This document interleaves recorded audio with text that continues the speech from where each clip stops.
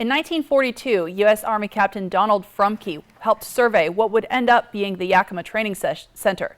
He was killed in action 2 years later, but his remains were misidentified, and for decades, someone else was buried in his place. In an interview you'll only see here, Apple Valley News Now's Emily Goodell spoke to Yakima Training Center Commander Lieutenant Colonel Tim Horn, who says after more than 70 years, Captain Frumke is coming home.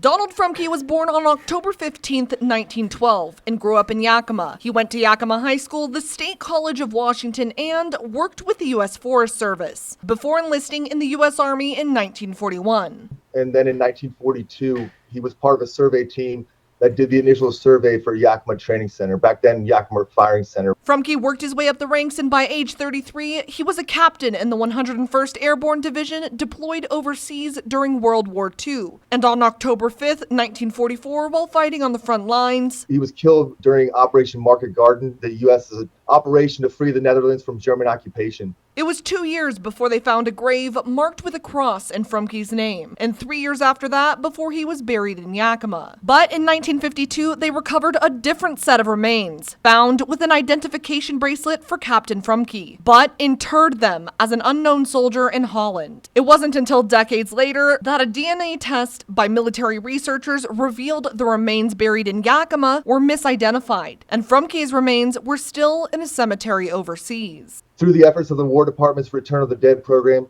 his remains were recovered and positively identified in August of 2022. The soldier who was identified as Frumke was disinterred from the gravesite in Yakima, and the Defense WWII Accountability Agency will work to determine his identity. And now, more than 70 years after giving his life for his country, Captain Frumke is finally coming home. Captain Frumke was an important part of the Yakima Training Center's history, but he was also an important part of our nation's history. That's why I encourage all residents, especially veterans, to attend Captain Frumke's gravesite service here in Yakima, or his public visitation in Ellensburg to show him and his family our thanks for the sacrifices that he made. In Yakima, Emily Goodell, Apple Valley News Now.